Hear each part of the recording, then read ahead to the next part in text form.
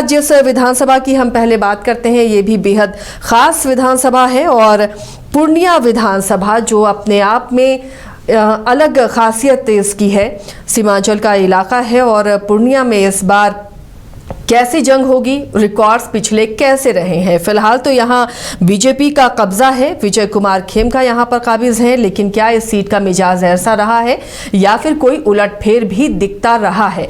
महागठबंधन की तरफ से इस बार कैसी तैयारी रहेगी, क्या जन सुराज यहाँ पर मुकाबले को दिलचस्प बना पाएगा, इस पर भी चर्चा करेंगे। रंजन जी, अगर पूर्णिया को आप स्कैन करते हैं तो पूर्णिया की सीट का मिजाज आपको क्या नजर आता है? देखिए, पूर्णिया विधानसभा सीट को आप स्कैन कीजिएगा तो जो पहली बात दिखती है वो दिखती है कि पूर्णिया जिस पर विश्वास करता है, जी भर कर विश्वास करता है। तो मतलब यहाँ पर चाहे वो पार्टी हो चाहे प्रत्याशी हो, जिसने जीत हासिल की वो कई बार जो है जीतते रहे, ये देखने को मिलता है। पूर्णिया के साथ एक दुखद पहलू भी जुड़ा हुआ है। यहाँ के 2 सिटिंग विधायक की हत्या हुई। ये भी चीज़ें जो है पूर्णिया विधानसभा क्षेत्र में दिखती हैं। लेकिन अगर आप इसके शुरुआत की बात करें तो 1952 में पूर्णिया विधानसभा में पहला चुनाव हुआ था। और जब आप पूर्णिया विधानसभा सीट को स्कैन करें तो पार्टियों के आधार पर इसे आप 3 कालखंड में बांट सकते हैं। जैसा मैंने शुरू में कहा कि पूर्णिया ने जिस पर विश्वास किया, भरोसा जताया, उस पर जी भर कर भरोसा जताया है। अब ये बात दिगर है कि जो प्रतिनिधि चुने गए वो लोगों के विश्वास पर कितने खरे उतरे। देखिए, अगर आप 1952 से 1972 का कालखंड देखिए तो यहां पर आपको सिर्फ और सिर्फ कांग्रेस और कांग्रेस ही दिखेगी। यहाँ के पहले विधायक कमलदेव नारायण सिन्हा 1952 में कांग्रेस के टिकट पर चुनाव जीते थे और यहाँ से जो उनके जीत का सिलसिला शुरू हुआ वो 1972 तक चलता रहा। मतलब लगातार 6 जीत कांग्रेस के लिए भी और कमलदेव नारायण सिन्हा के लिए भी। हालांकि जनता लहर में यहां पर जनता पार्टी को कामयाबी मिली, लेकिन फिर एक दौर आता है जिसे आप पूर्णिया विधानसभा का दूसरा कालखंड कह सकते हैं। ये 1980 से शुरू होता है और 1998 तक जाता है। यहां पर आपको दिखेगा कि मार्क्सवादी कम्युनिस्ट पार्टी सीपीएम, सीपीआईएम भी आप कहते हैं, उसको जीत मिली और फिर एक बार जीत नहीं मिली, लगातार जीत मिलते रही और 5 बार जो है सीपीआईएम को यहां पर सफलता मिली।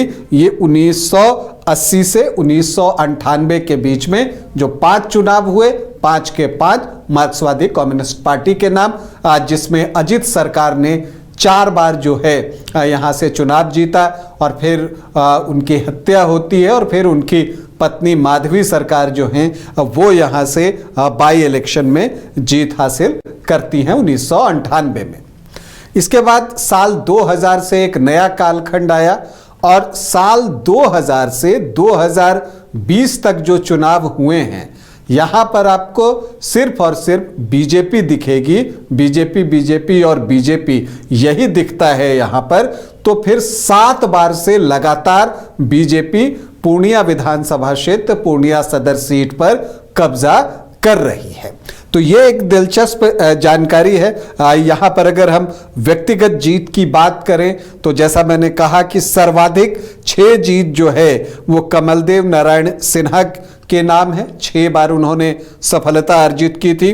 अजित सरकार यहाँ से 4 बार चुनाव जीतने में सफल रहे थे और राजकिशोर केसरी को भी 4 ही बार कामयाबी मिली। जैसा मैंने कहा कि 2 सिटिंग विधायकों की हत्या भी हुई, उसमें अजित सरकार की हत्या हुई थी और फिर राजकिशोर केसरी की भी। अब अगर हम यहां पर देखें कि अब तक पूर्णिया ने जो है वो 19 चुनाव देखे हैं, जिसमें कुछ बाई इलेक्शन भी हैं, तो यहां पर सर्वाधिक जीत बीजेपी के नाम है। 7 बार बीजेपी को यहां पर कामयाबी मिली है। दूसरे स्थान पर कांग्रेस पार्टी है जो 6 बार ये सीट जीतने में सफल रही है। तीसरे स्थान पर सीपीएम है, मार्क्सवादी कम्युनिस्ट पार्टी, जिसको कि 5 बार यहां पर कामयाबी मिली है। और जनता लहर में 1977 में जनता पार्टी को यहां से कामयाबी मिली थी। अब अगर हम देखें कि 2010 से जो यहां चुनाव हुए हैं, इनफैक्ट कुल 4 चुनाव इस दौरान हुए हैं, उसमें क्या कुछ हुआ है तो 2010 में राजकिशोर केसरी बीजेपी के टिकट पर चुनावी मैदान में थे। तब वो सिटिंग विधायक थे। इनफैक्ट साल 2000 से वो जीतते चले आ रहे थे। तो राजकिशोर केसरी जो हैं 54,605 वोट लाते हैं, 41.42% वोट। और रामचरित्र यादव कांग्रेस के प्रत्याशी थे, उनको 39,006 वोट आते हैं, 29.59% वोट। और अमित कुमार सीपीएम के कैंडिडेट थे, उनको आते हैं 23,061 वोट, मतलब 17.5% वोट। तो इस ट्राइंगुलर फाइट में जो है राजकिशोर केसरी 15,599 वोटों से चुनाव जीतते हैं। हालांकि जब राजकिशोर केसरी की हत्या हुई उसके बाद जो है 2011 में यहां उपचुनाव हुआ और किरण देवी जो है राजकिशोर केसरी की पत्नी, वो बीजेपी के टिकट पर 2011 बाई इलेक्शन में खड़ी हुई। 53,732 वोट उनको आए और उन्होंने आरसी यादव को 23,665 वोटों से पराजित किया। 2015 जब आया, महागठबंधन बना, जब जेडीयू, आरजेडी, कांग्रेस तीनों एक साथ आ गए तो लगा कि शायद इस साल पूर्णिया में बाजी पलटेगी, लेकिन ऐसा कुछ हुआ नहीं। और यहां पर विजय कुमार खेमका को प्रत्याशी बनाया था बीजेपी ने और उन्होंने जो है शानदार जीत हासिल की। 92,020 वोट उनको आए, 49.26% वोट था। और यहां पर इंदु सिन्हा कांग्रेस के टिकट पर चुनावी मैदान में उतरती हैं, 59,205 वोट, मतलब 31.7% वोट उनको आता है। और रामचरित्र यादव जो है वो टिकट कटने के बाद निर्दलीय उतरते हैं, 7,614 वोट, मतलब 4.08% वोट उनको भी आता है। तो यहां पर विजय खेमका को जो जीत मिलती है वो मिलती है 32,815 वोटों की। 2020 में जेडीयू की भी वापसी हो जाती है एनडीए फोल्डर में, और उधर कांग्रेस, आरजेडी और जो लेफ्ट पार्टियां हैं वो इकट्ठे यहां पर चुनावी मैदान में उतरती हैं। टिकट कांग्रेस को दिया गया, मतलब सिटिंग सीट के तौर पर, चूंकि वो पिछली बार यहां से लड़ी थी तो इंदु सिन्हा को ही टिकट मिला कांग्रेस की तरफ से। बीजेपी के सिटिंग एमएलए विजय कुमार खेमका एक बार फिर चुनावी जंग में उतर चुके थे और एसडीपीआई से विजय उरांव थे। तो यहां पर विजय कुमार खेमका का वोट जो पिछली बार 49.26% था, वो बढ़कर 52.81% हो गया, मतलब लगभग 53% वोट उनको आए। इंदु सिन्हा को 65,603 वोट, मतलब 35.4% वोट। और विजय उरांव जो एसडीपीआई की टिकट पर चुनाव लड़ रहे थे, 5,493 वोट, मतलब कि 3% वोट उनको भी आए। तो जो जीत हुई वो हुई 32,154 वोटों की, और ये 7वीं मर्तबा था जब पूर्णिया में कमल खिला था। तो ये पिछले चुनाव के आंकड़े हमें समझा रहे हैं कि पिछली बार भी यहां पर जो है बीजेपी को 50% से ज्यादा वोट मिले थे, इनफैक्ट 53% के आसपास वोट मिले थे। हालांकि जब आप लोकसभा का चुनाव देखिएगा तो पप्पू यादव यहां से चुनावी मैदान में थे और यहां उनको लीड मिली थी। हालांकि मुकाबला बहुत जेडीयू के साथ उनका यहां पर कड़ा रहा। 4,391 वोटों की लीड पूर्णिया विधानसभा में पप्पू यादव को मिली, लेकिन दिलचस्प ये रहा कि आरजेडी को सिर्फ 2,385 वोट लोकसभा चुनाव में पूर्णिया को आए थे, 1.18% वोट। मतलब ये था कि महागठबंधन का पूरा का पूरा वोट जो है वो पप्पू यादव की तरफ शिफ्ट हुआ। और इसके अलावा उन्होंने जो है बीजेपी के वोट में भी एक सेंध जो है वो लगाई थी कि जहां 53% वोट 2020 विधानसभा में बीजेपी के पास थी, लोकसभा चुनाव में उनको लगभग 47% के आसपास संतोष कुमार को वोट मिला था, जेडीयू प्रत्याशी को। अब सवाल उठता है कि दावेदार इस बार कौन होंगे। देखिए, इंदु सिन्हा पिछला 2 चुनाव हार चुकी हैं, तो हालांकि वो लगी हुई हैं, उनकी कोशिश है कि एक बार फिर से उनको टिकट दिया जाए, पार्टी उन पर भरोसा करे। लेकिन कई दावेदार हैं, इन सब के बीच जो एक दिलचस्प घटना हुई है, पूर्णिया मेयर के पति जो हैं जितेंद्र यादव, विभा कुमारी के पति जितेंद्र यादव कांग्रेस पार्टी में शामिल हो गए हैं। दरअसल जितेंद्र यादव पहले जेडीयू में थे और वो प्रदेश के जो है वो महासचिव भी थे, लेकिन जब लोकसभा चुनाव में जेडीयू को पीछे रहना पड़ा तो फिर इनकी बर्खास्तगी हुई थी और अब इन्होंने कांग्रेस जो है वो ज्वाइन कर ली है। तो एक ये भी दावा ठोक रहे हैं और चाहते हैं कि यहां पर कांग्रेस के टिकट पर चुनाव लड़े।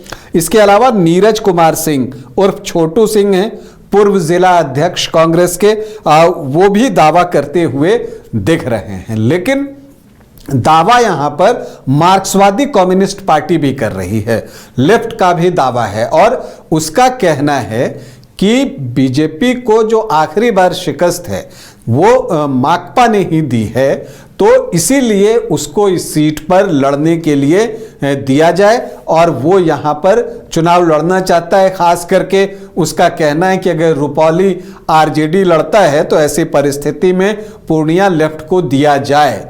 क्या होता है इस पर जो है आगे देखना होगा, क्योंकि ये भी देखना होगा कि यहाँ पर कांग्रेस पार्टी इसके लिए तैयार होती है या नहीं, क्योंकि यहाँ पर ट्रेडिशनली बीजेपी वर्सेस कांग्रेस की ही लड़ाई आप पिछले कई चुनावों से देख रही हैं।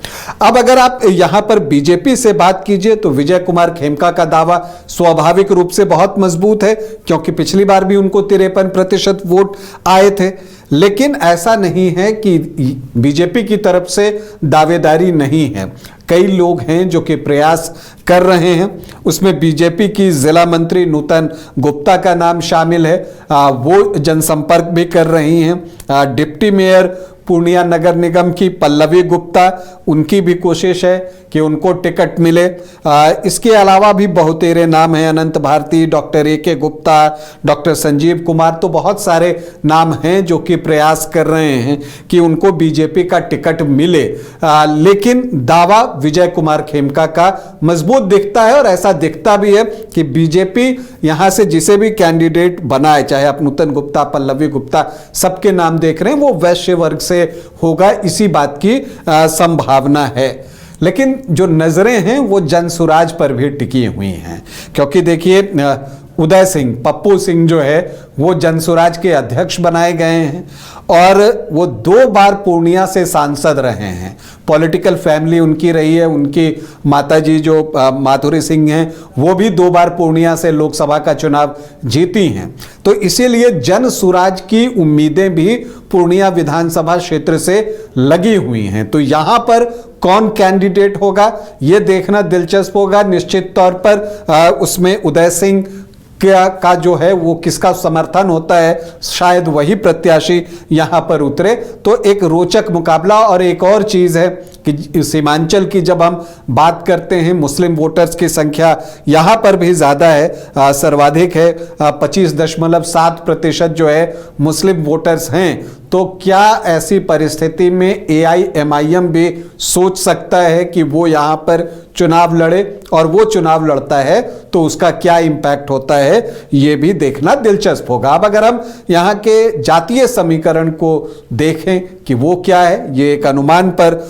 आधारित है, तो यहाँ पर जो अनुसूचित जाति के वोटर्स हैं 11.14%, यहाँ पर ट्राइबल वोटर्स की संख्या अच्छी है, लगभग 6% के आसपास, 5.99% वोट उनके पास भी है। जो मुस्लिम वोटर्स हैं 25.7%, यादव 6 से 7%, तो 31.5 से 32.5% का MOI इक्वेशन जो है यहाँ पर बनता है। और ब्लॉक के लिए तो एक अच्छा आंकड़ा नजर आ रहा है यहाँ पर।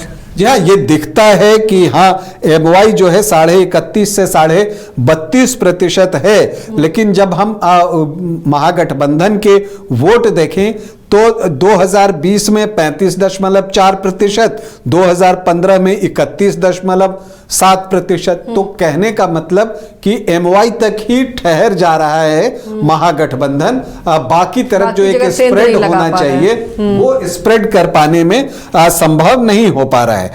राजपूत यहाँ 5 से 5.5%, भूमिहार बहुत कम है, 1% से भी कम 0.75%, ब्राह्मण 5.5 से 6% हैं, और यहां पर कायस्थ भी 1.5-2% के आसपास हैं। तो 13 से 15% का आंकड़ा सामान्य जाति का पहुंचता है। कोयरी 3.5 से 4%, कुर्मी 4 से 4.5%, तो 7.5 से 8.5% जो है कुशवाहा और कुर्मी वोटर्स लवकुश जो हैं वो मिलकर होते हैं। लेकिन वैश्य वोटर्स की संख्या यहाँ अच्छी खासी है, 10 से 11%, कुछ जो है उसको ज्यादा भी कहते हैं। तो अगर आप देखिए तो 32-33% का आंकड़ा जो है वो एनडीए वोटर्स का जो ग्रुप है, परंपरागत रूप से आधार जिसको आप कहते हैं आधार वोट बेस, वो वही पहुंचता है। तो MOI आपको दिखता है 31.5 32%, और इधर आपको 32-33%। तो ऑलमोस्ट आमने सामने दोनों दिखते हैं, और बहुत करीबी जो है आधार वोट बेस है दोनों गठबंधन का। लेकिन जो अन्य जातियां हैं, चूंकि यहां पर अदर OBC EBC 12 से 14%, तो उनके वोट का जो है एक इंपॉर्टेंस है, और साथ ही यहां बंगाली वोटर्स भी ठीक ठाक संख्या में हैं। तो ये सारे जो वोटर्स होते हैं उसका बड़ा चंक जिसके पास निकलता है और बल्क में निकल जाता है, जीत उसी को पूर्णिया में मिल जाती है। और ये चीज हमने देखी है कि ये कर पाने में बीजेपी सफल रही है, और यही वजह है कि लगातार 7 बार से चुनाव जीत रही है, और उसका जो मत प्रतिशत है वो ऑलमोस्ट 50% के आसपास है। तो एज आपको पूर्णिया में फिर से बीजेपी को देना होगा। लेकिन अगर महागठबंधन को कोई नई रणनीति के साथ जो है सामने आना पड़ेगा, चूंकि जो आधार वोट बेस के अलावा वोटर्स हैं उसमें से वो एक बड़ा हिस्सा निकाल सकें, जो कर पाने में फिलहाल अब तक जो है महागठबंधन सफल नहीं दिखा है। तो एक रोचक मुकाबला पूर्णिया में, और महागठबंधन की रणनीति पर सबकी नजर होगी। तो चलिए, पूर्णिया में मुकाबला बेहद दिलचस्प होने वाला है, और किस तरह से यहाँ दोनों ब्लॉक की तैयारियां क्या होंगी और इस बार जनता किसे चुनेगी उस पर हमारी भी नजर रहेगी।